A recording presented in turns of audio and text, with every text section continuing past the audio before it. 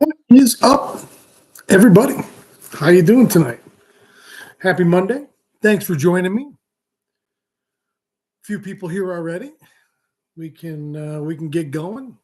If you're here, stop in and say hi. Let me know who's here. Did anybody hear any of that? I'm pretty sure I had my.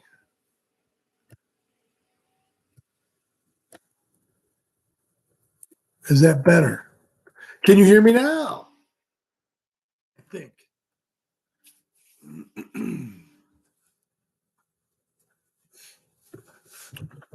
Give it a few minutes here. People start trickling in.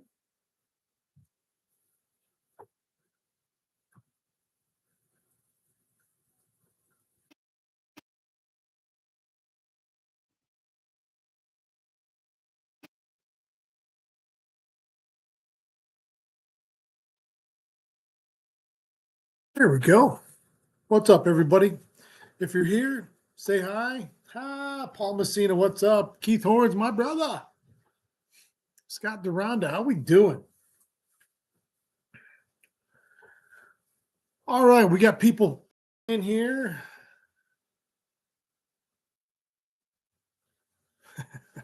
Yes, John. I already got it all worked out with Paul.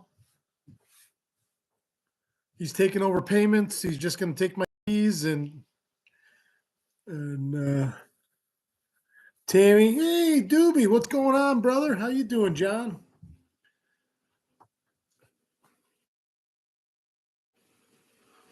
Chris Bryan, Bob Bender, Thad Lance, Ray Kabaki. How you doing, Ray? Love those wins today, man. It's still howling. For those of you that don't know, I live on the river on the Oneida River, and it's not a real wide stretch of river right here. And she was rolling 2-foot whitecaps today all day long, just howling. Tim Cook, how we doing? Doobie says John and I used to work together. Big waterfowl hunter. Said the snow geese have moved north though. Doesn't surprise me. Mark Costello, how you doing? Bill Gilbert had my alarm set for this one. Right on, Bill. We got a pile of people in here today. Sammy, my good luck charm. How you doing, buddy? So I've been busy. I've been busy. So let's see. Let's recap everybody. I mean, I know you probably know this, but so I fished all last week. I put the boat back in the water at my dock. I've been out trolling. And I have done a little bit of jigging, but I haven't had a jig bite yet.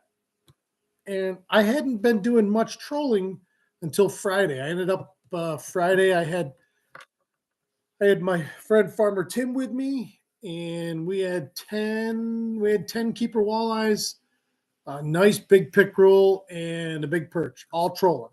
We did jig for a few minutes, but we didn't do anything. And 8 of the 10 fish were small males, a couple females. Everything was milking. Every male you picked up was leaking, and both the females all around their opening their vent hole was, you could see the egg sac or what was the beginning of it sticking out. So it's definitely the time. Now, Saturday I tried to fish the river because that east wind was blowing, but the river, our river right now is just, because it's draining everything, is just chocolate milk. And I was trying to troll in that chocolate milk, and it's not just dirty, it's got debris all through it. I couldn't keep a lure clean and in the water for more than about 5 minutes. I didn't do anything on Saturday. Speaking of which, there's Tim right there. So I did fish. I didn't do anything Saturday. I stopped in a couple spots and I casted. But again, everything is so muddy. I didn't do anything. Sunday, I got out yesterday morning before the wind started, and I set up and I did a troll from let's call it Muskrat Bay all the way out past the islands. And I went out through the flat, and then I went and hugged right up tight to the drop off. I was right at the base of the drop off. I had one deep diver that was running up along the edge. So it was probably in about 15 foot of water. And I had one deep diver on the other side that was digging bottom in 2021 on that side of the boat. I was right at the base of it. I only had one bite before I got to the drop off. I did get it. I had great video of it. And when I was downloading the files today, getting them ready for before I was getting, sorry, I read Mark's comment. It sometimes throws me because I forget what I'm talking about. Anyway, I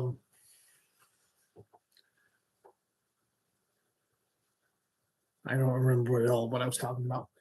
Anyway, it's funny. So I'm going to read Mark's comment because it kind of sidetracked me. And it says you have to slow your jigging way down really slow. Now, I'm assuming that Mark means that in reference to water temperature. And water temperature as of yesterday was still in the high 30s. I have not seen main lake surface temps get to 40 yet. That might change now, but when I get back out there. But what's up, Brian? But to Mark's point, and it's funny because you naturally slow down in the fall as the water gets colder. It makes perfect sense. And then when you pick back up in the spring, it makes sense to then go and start slow and work your, and meaning slow, I'm assuming he means jigging rhythm or cadence. He could mean how frequently that you're jigging it, how high, how aggressively. I don't necessarily think you have to go super slow. I'll tell you right now that now maybe I could have done better if I slowed down while I was trolling, but I was doing 1.8 to 2.1. And they weren't bothered whatsoever by it. At least the ones that bit. Now maybe I would have doubled my amount of bites. If I would have slowed down, I don't know. Now maybe I'll try that next time. But typically, I mean, there's a certain speed range where you get too low, and in the trolling instance, yet lure is not going to work right. It starts to kind of do this, and then just, so you have to have some certain speed with you. It's inherent. So, and I just assumed that if that fish will go and chase down that lure at 2.0, 2.1, 2.2, that it'll react to a normal jigging cadence. But that's an interesting point. That's an interesting point. And so far, I have not slowed down a jigging presentation in a couple. I jigged twice in the last week. I didn't do anything either time. Could have been for a lot of reasons. Could have been from cadence, no question. Could have been from speed or how the duration of the lift, and should it be shorter like this, short and slow. So it'd be like, well, don't know. Possible. And it is a theory that I have not explored fully, so I can't say that it wouldn't work or won't work, or that's not the trigger, because maybe it is. But that's a good question. And that's one of those things, again, my thought process for myself personally, because I never seem to come out of the gate strong in the spring. I don't seem to go and really find those fish first thing. And this year I wanted to force myself to look more and cover more water. And so I said, I'm going to troll, and it's been fun. I'm really enjoying it. I haven't done a lot of it trolling. And this is the first time I've ever trolled with quote unquote a new boat or a modern boat. So I'm trolling with the wind. I'm putting my bow mount trolling motor down, and I have my little fob, my remote. And even though I don't have it I don't have my trolling motor hooked to any graph at all, let alone a Humminbird graph, which you would have full autopilot capabilities where it could, it could run down. You could set it if you have So Minn Kota and Hummingbird are in the same family. They're all made by Johnson Outdoors. They talk to each other more than Minn Kota talks to Garmin or Lowrance. If you have it hooked up to a Hummingbird unit, it'll follow the contours. You could tell it what depth you want it to stay in, like that kind of thing. I'm doing that by hand and by watching the screen, and it's fine, but it's awesome for me. It's the first time I've ever done that, and it's completely hands free. I'm still watching where I'm going and staying on the course I want to stay on, but I'm doing it all remotely with my key fob or with my remote for the trolling motor, and we hit a fish. If I'm alone and I have to run a rod or whatever or net, it's easy. If you were on the big motor and you let go of that wheel, like anything else, it's going to start. Usually, it just wants to go in a circle. So that means someone's always got to be on it or near it. So this has been outstanding. I have enjoyed this thoroughly with this new boat. My StarCraft never ceases to impress me every time I fish it. Courtney just asked me the other day about I've got to get it sold and get into my next one sooner than later. I'll be honest with you, I don't want to sell it. I do and I will, but I am enjoying it so much, and every time I do something more with it, and it just performs flawlessly every time, and this whole trolling with the wind thing, man, it's such a nice ride. It's so nice and stable. So I have really enjoyed it, and I'm going to keep doing it this week until Friday when the season ends. So that's why I'm doing it, though. That's what's up, Mark Webb. For me, that's the why, because I want to troll and I want to go find them and use my rods as fish finders. I have my electronics, and while I'm trolling, I'm looking at everything else. But it's something I haven't been able to do. I used to do a lot of trolling on a Night of Lake, and there is a time and a place for it. And I shouldn't even say that. It's another one of those tools. And more accomplished the angler, the more tools he has in his box.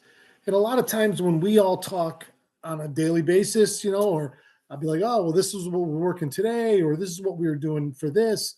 Part of that is just filling that toolbox with different techniques or lures or spots or reasons why you're in a spot, and different species have all those different, reasons and factors involved.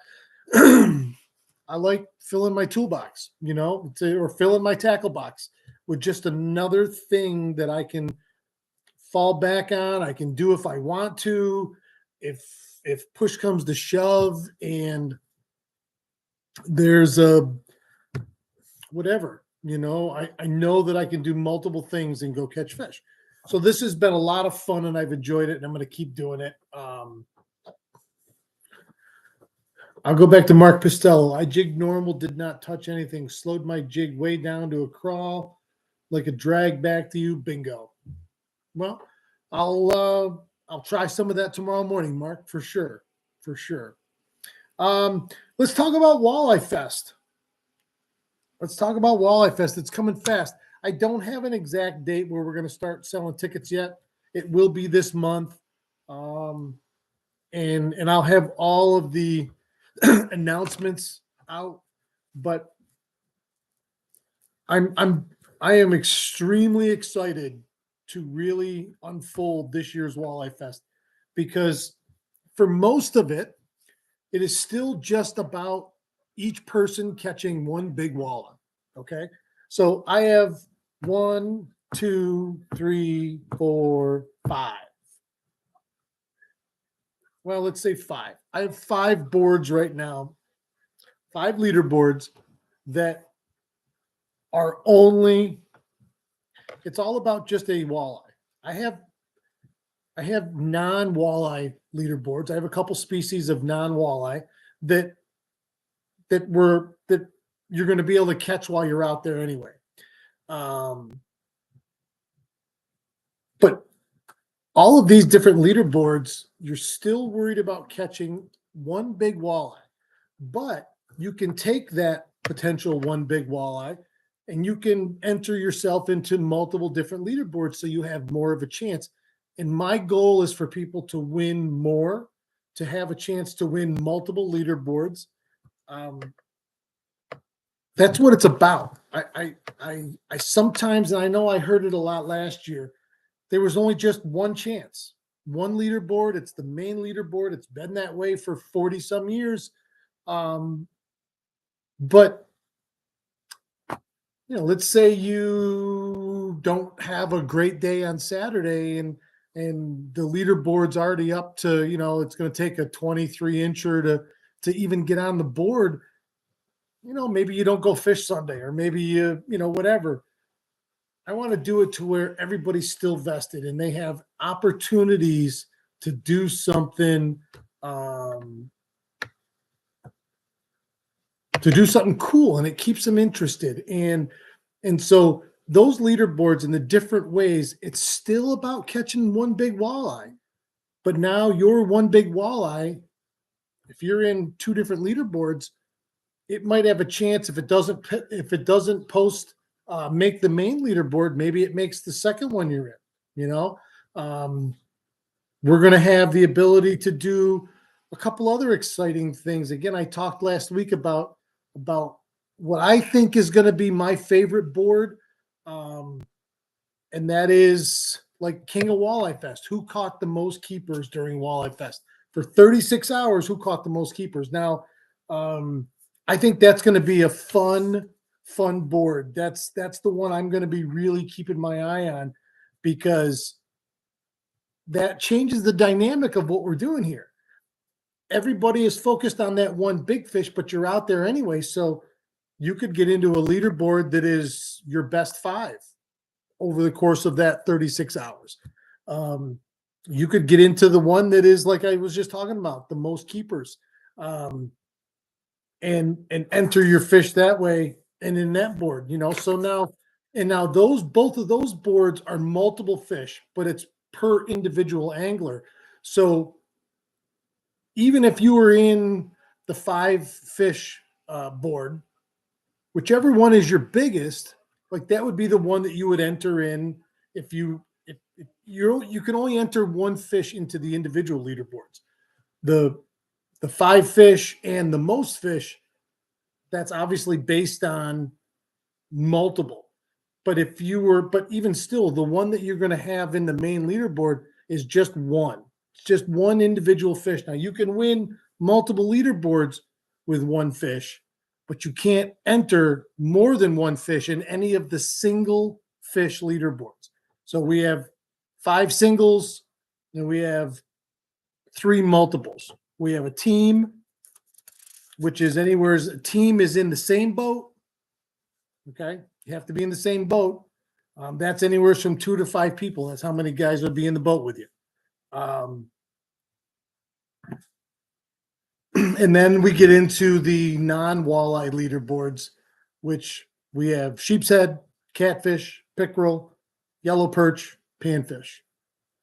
All of those are species that you would catch by accident out there anyway.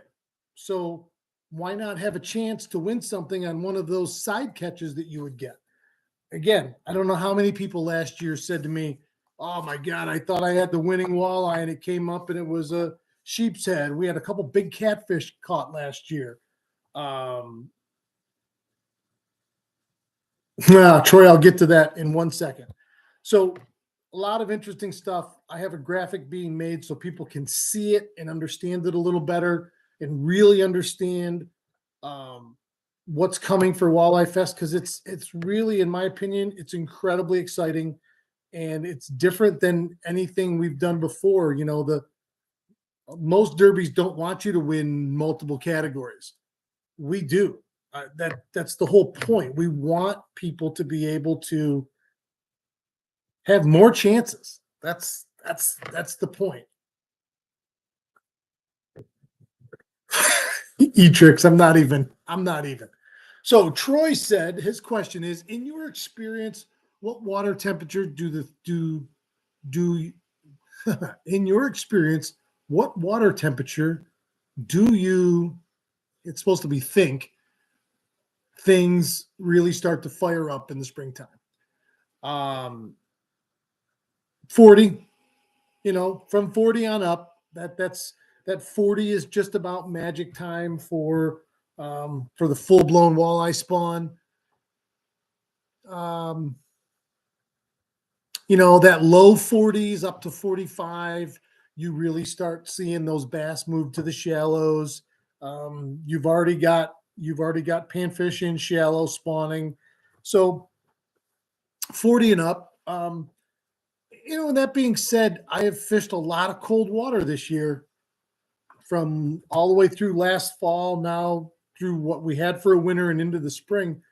And I'll tell you, the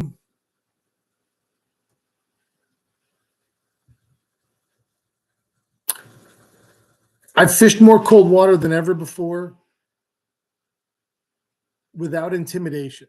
It used to be intimidating, if somebody said, "Oh, the water temperature's, this," you think, "Oh, that's too cold. Everything's going to be in hibernation mode."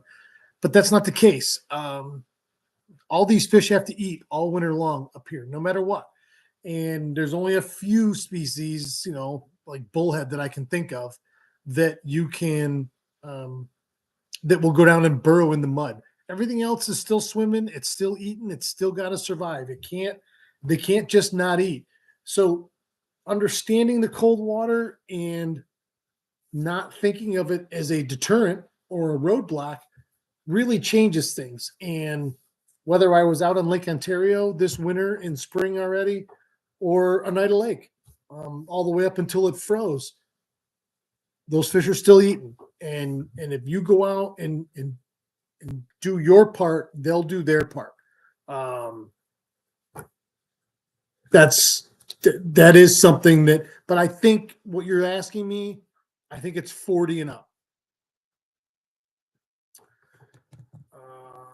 Mark Pistello, I think you are saying it wrong. You can enter more than one, but only can win one. No.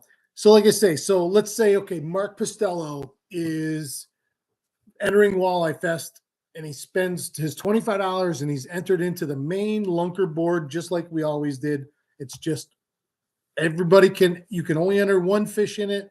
You can only hold one place on the main leaderboard, just like it's always been since the Lions Club days. That's $25, and that gets you into the main board. Below that, we have options. Never before, we have options this year. If you want to get into them, you can. So Mark Pistello. So let's say Mark, for instance,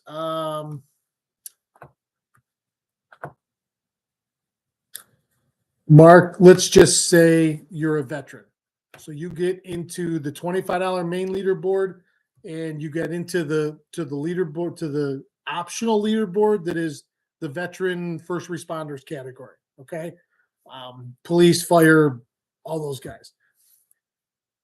And you catch a 25-incher. All right. That 25-incher is the top one in the optional board. Okay. So let's say you win the optional board, the veteran first responder board, but that 25-incher places you, say, 5th in the main board. So you get both of those prizes. You can win and place in multiple leaderboards with that one fish. So really what those optional boards are is subcategories of the whole. And depending on who gets in it, it all depends on who's in it and what fish are entered. The other ones that are multiple fish are still going into. So let's say Mark said, okay, I'm Mark and Louie LaPlante are going to fish a 2-man team. All right. They both have to enter a fish in that team. If one's 25 inches and the other one's 18, they have to enter. They both have to enter a fish. So let's say Mark enters the 25 and Louis enters the 18. Okay, great. They both catch a bigger fish than what they've already entered. Then they both enter the new fish. Their numbers go up. So now it's Mark's got a 26 and Louis got a 22. All right.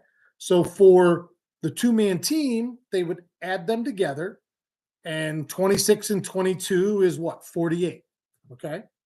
Now, because everybody's entered into the main board, that 26 of Mark's transfers to the main leaderboard because that's his biggest single walleye that he's caught in the tournament. So that's his entry in the main leaderboard, and it turns out it's an entry in any of the subcategory leaderboards that involve one fish.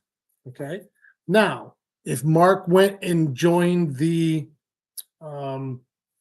best five leaderboard, and again, his biggest fish was that 26 incher, and he had 4 other 20 inchers. So his total for 5 would be 80, it'd be 106 inches for his 5 fish aggregate. But that big 26 is the one that goes to the main leaderboard because that's his biggest of those 5. Now, same thing. Mark Postello goes and enters. Everybody's entered into the main board, the Walleye Fest main board. When you pay your $25, and you have to pay that, everything else after that is up to you, the angler. You don't have to do anything after that. $25, you're in the Derby, done. You could be done right there, and that's fine. There are other options if you so choose. So Mark says, okay, I'm already in the main Walleye Fest. I'd also like to get into the to the most keepers division. Okay. Now, the most keepers division, I'm not sure if we're going to do total length yet or a total number of keepers. I'm not sure yet. I don't know which would be more interesting. So I'm not sure yet. We're still working on that. And some of these I still have a few tweaks and tinkers to figure out and realize how I'm going to do it. But so Mark enters into the most, and he catches 50 keepers in 36 hours. But his biggest is that 26 incher. So all the boards that Mark is in that are just for a single big fish, it just automatically takes his largest one. The website automatically grabs the largest one, and that goes to whatever board is for a single fish. So I have the graphic being done for the website, and I'll show everybody. It'll be out there long before. It'll be out there as soon as we're able to start selling tickets. Tim Graver, are the different boards for men, women, and kids all combined? So kids are separate. Anybody 15 years or younger go into the youth division unless they have a parent that signs the permission slip online and says they can compete and receive and can compete for cash prizes. Okay. So the kids is just like it was last year. It's I don't know. Last year it was $5, and we did 10 places for walleye for the kids. The only difference this year, because we're doing the exact same thing, the only difference is that we're adding perch and panfish to the youth division. So a youth can enter into all 3 of them in case he happens to catch a big perch or a big panfish.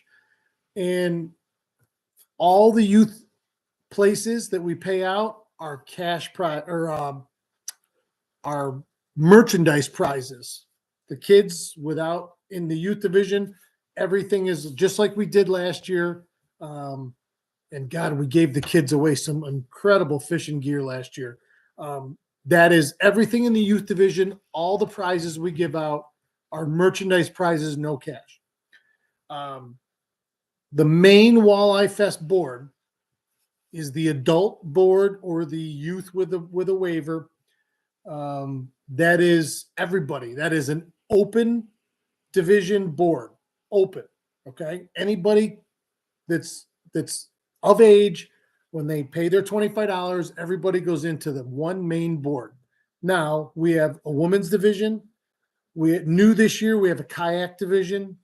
We have the charter customer division, and we have the military veteran, first responder, police, fire division. So those are four subdivisions of the main Walleye Fest leaderboard. They're all one fish. That's it. Then you have the team, the best five, and the most keepers. That's the remaining three boards. We just talked about all of them. I'm gonna do it again. And then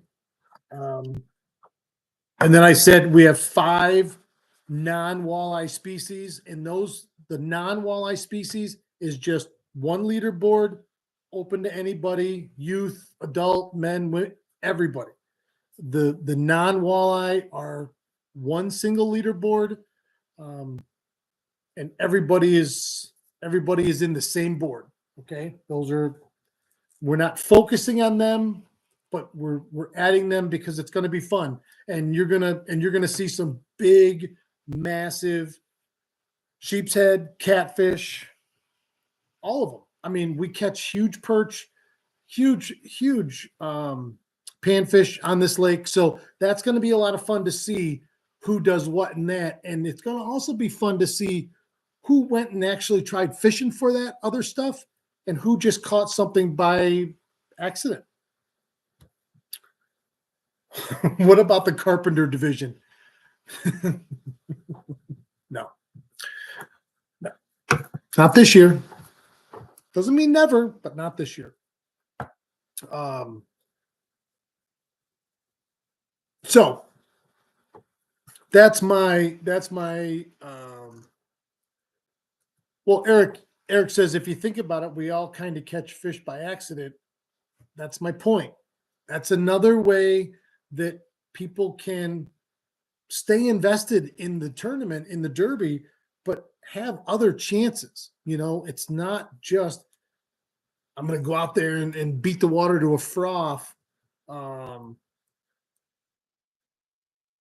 try and catch just one big walleye. Now you got other things.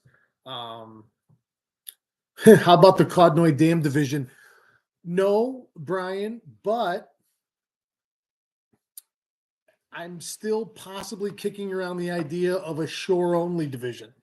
We have a lot of great shore access on our lake, both ends and both sides, north and south shore.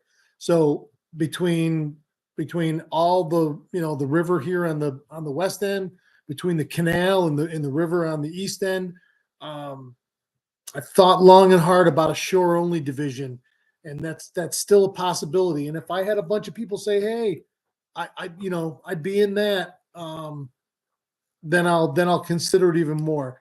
I have a couple things that make me a little hesitant about it, but still, that's the kind of thing we're looking for. But you're right on track with that, Brian, and that's exactly the kind of thing I'm thinking about because. How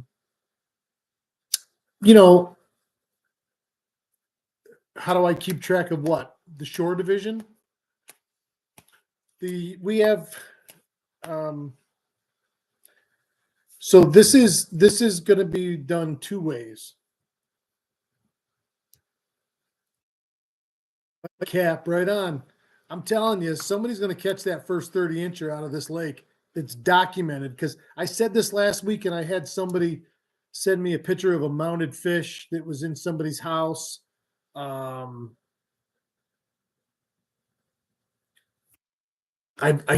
went to the hatchery people. I went to the Cornell people, and everybody I've talked to in between. And as far as I know, there's never been a documented 30-inch walleye come out of this lake. There's got to be one out there swimming, more than one. Got to be at least one.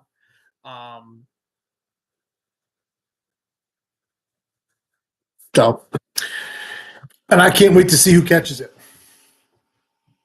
I know we definitely have a boat again for a tagged fish prize, and I'm working on a truck for a tagged fish prize, a brand new Chevy.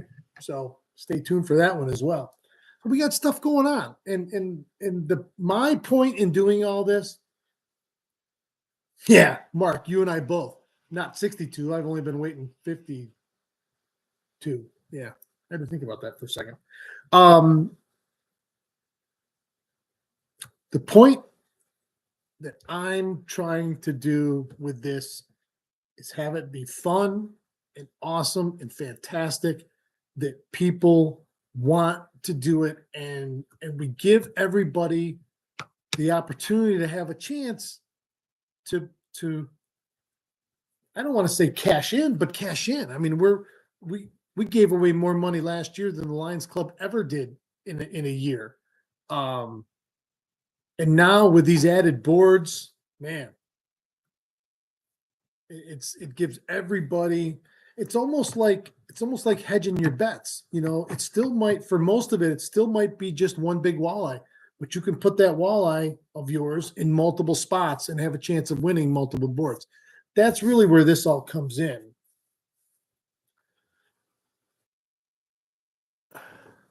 So shore division, Aaron Lussier says shore division would be nice, but question is to know and verify they were on shore. Well, in my opinion, a couple things. We have all cash prizes will have a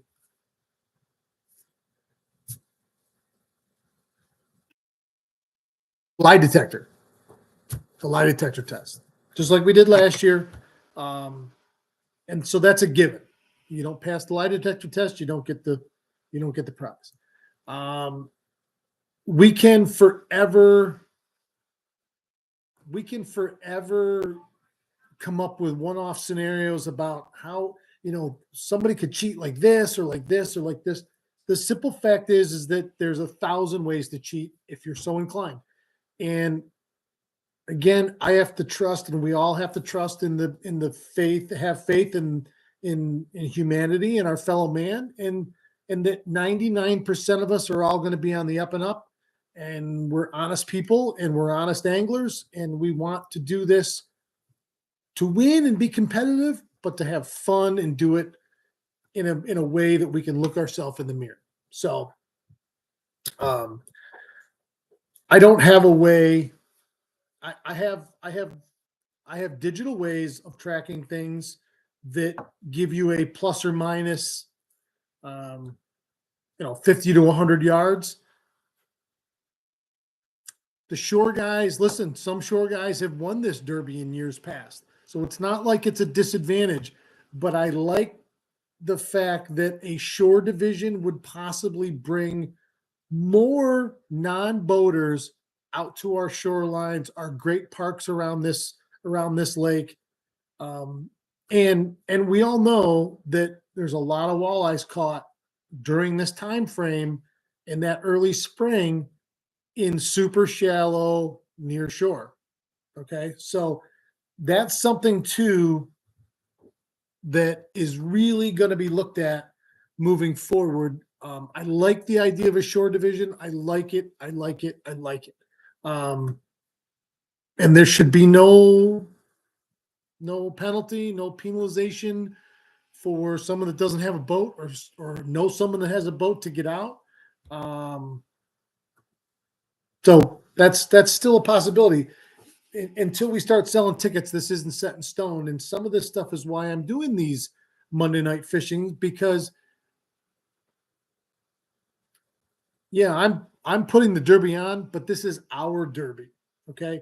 And I'm trying to make it the best it's ever been for everybody. And not to mention, while this is all happening, we want to bring more people. We want to bring more people in to fishing, to the wonderful community that we have around Oneida Lake, in all of upstate New York. But the goal for us as anglers is to have our arms open and to bring in people that wouldn't normally be brought into fishing in a way that it's really open to everybody. So a shore division is a very real thing, everybody. So that's all right. So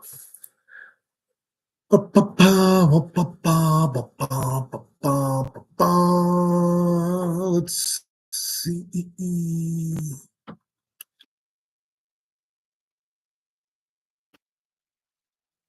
Cap, there's got to be a few 30 inches out there. Yes, I couldn't agree with you more. They're in there. Will anyone catch one? I don't know, but they are definitely out there. Scott Tagata, heard they might stock some tigers soon. Where'd you hear that from, Scott? Generation X, YouTube has become the new cable television. This is the fishing channel. I'll tell you, there are some incredible people out there in YouTube land. And I spend most of my YouTube viewing time looking around at other fishing YouTubers. Like anything else, there's a lot of incredible people, a lot of very talented people out there. And in the old days, you thought, oh, there's only a handful of people that ever make it to be a pro fisherman on TV. We have the power nowadays to do that ourselves and not have to go through all that other stuff. And the amount of information that you can really freely pass back and forth, I would like to think has raised significantly the level of angling skill across all of the population, not just in certain segments who are already into it. I mean, certainly they will benefit the most from this, but you're talking about key thoughts and concepts and seasonal movements and patterns and techniques that are changing every day, and more is coming out, and we can see more and more of it now right at our fingertips on our phone every day. Social media may not be the greatest thing all the time, but some social media is great, and what it allows us to do.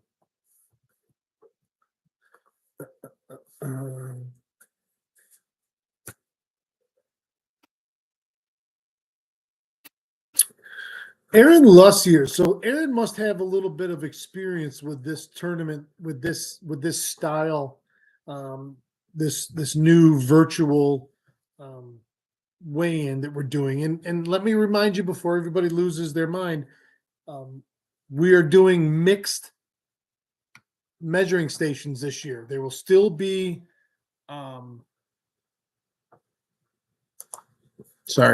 there will still be measuring stations around the lake. I'm looking at 4 of them right now where you bring your fish to, and they will be measured just like they always have, and you'll be added to the leaderboard. The CPR virtual stands for catch, photograph, release. So we're concerned with the catch and photograph. We don't require you to keep them for the Derby anymore. So that's where the release comes into place. So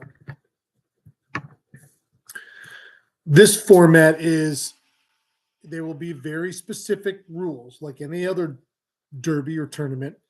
And if you are entering your fish virtually, then I don't know why I keep getting these weird, I keep getting these weird pop-ups on my screen. Yes, they require a bump board.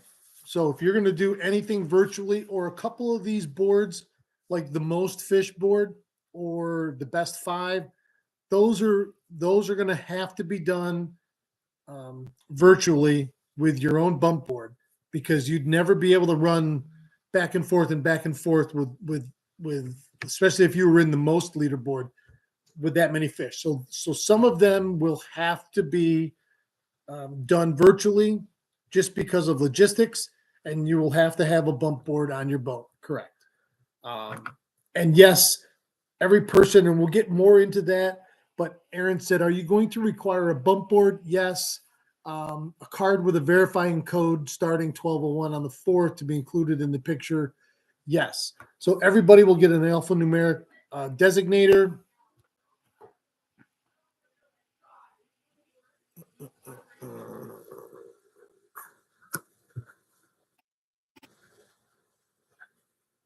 Yeah, I have not heard. Scott said he got it from a good source. I'm not doubting Scott. Um, I find it hard to believe that they would start putting tiger muskies in this lake. It's possible. They've never put them in before. I asked that question specifically to the people at both the hatchery and Cornell last year because I thought I had heard years ago that they were putting them in here. According to what they told me officially, they've never been put in here. Not to say that some couldn't have come in from Cross Lake or Onondaga Lake through the Oneida River or the Seneca River in through the west end, but nothing that I know of specifically. Will the Route 11 bridge work get in the way of the Derby? I hope not.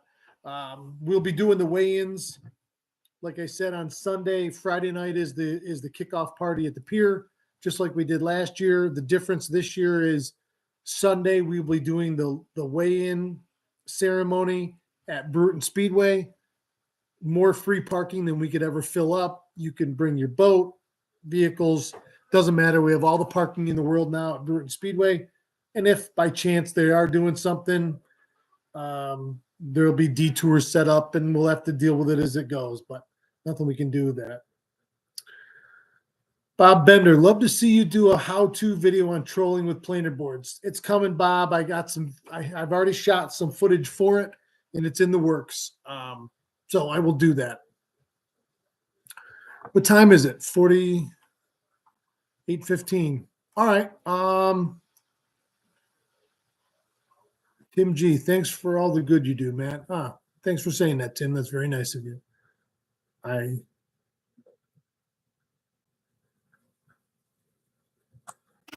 I enjoy doing this. It's what I'm supposed to be doing in my life. And it's fun. And I like trying to figure out new ways to have fun and to make fishing more appealing to more people. That's my goal. Because once you get someone hooked, we all know.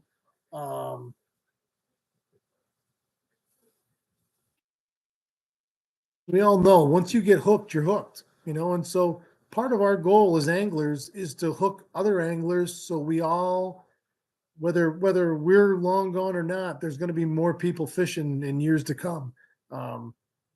Because without representation and people still out there doing it, as well as I do, all the funding for all these programs will go away fast.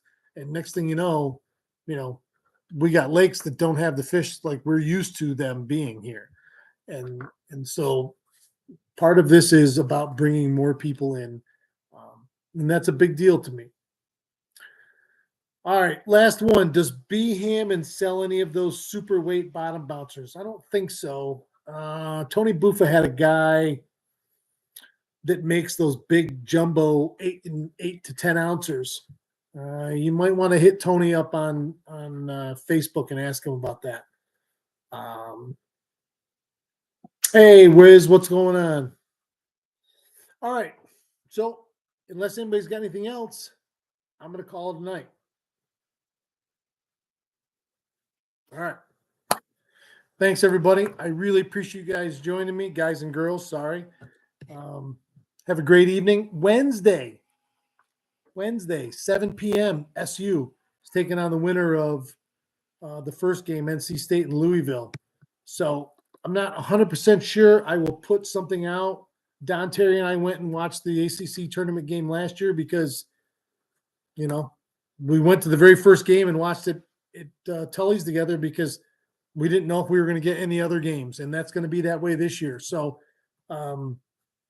this Wednesday night, I will be somewhere watching the game, having a few adult beverages. I'll put it out if anybody wants to meet up and watch the game together. If they win, we'll do the same thing on Thursday.